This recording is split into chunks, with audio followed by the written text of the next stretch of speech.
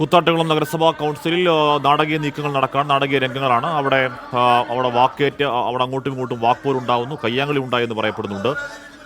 അവിടെ നഗരസഭാ അധ്യക്ഷ പ്രതിപക്ഷത്തിനെതിരെ ആരോപണം ഉന്നയിക്കുന്നു. അതിനിടയിൽ കഴിഞ്ഞ ദിവസം ഉണ്ടായ അല്ലെങ്കിൽ കഴിഞ്ഞ ആഴ്ച ഉണ്ടായ കലാരാജുവിനെതിരെ അക്രമ സംഭവങ്ങൾ അടിയന്തര പ്രമേയമായി ചർച്ച ചെയ്യണമെന്ന ആവശ്യം പ്രതിപക്ഷം ഉന്നയിക്കുന്നു. പക്ഷേ അതിന് നഗരസഭാ ചെയർപേഴ്സൺ അനുവാദം കൊടുത്തില്ല. അതിൽ പ്രതിഷേധിച്ചുകൊണ്ട് വോക്കൌട്ട് നടത്തിയിരിക്കുന്നു പ്രതിപക്ഷം. പക്ഷേ ആ പ്രതിപക്ഷം വോക്കൌട്ട് നടത്തുമ്പോൾ അതിൻ്റെ കൂടെ കലാരാജുവുമുണ്ട് എന്നുള്ളതാണ് ഇതിൻ്റെ പ്രത്യേകത.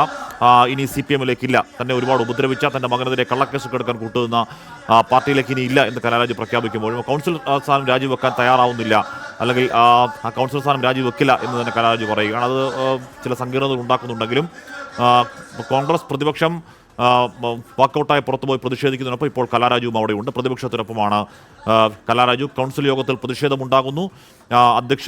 അധ്യക്ഷയ്ക്ക് മുന്നിലേക്ക് ഇപ്പോൾ പ്രതിപക്ഷാംഗങ്ങൾ പ്രതിഷേധിക്കുകയാണ്. കൗൺസിൽ യോഗത്തിലാണ് പ്രതിഷേധം.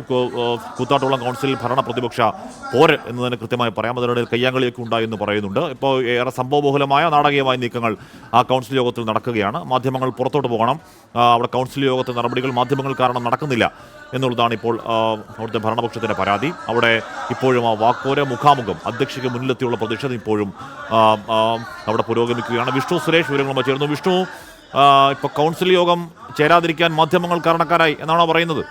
വാദി പ്രതിയായോ വിഷ്ണു?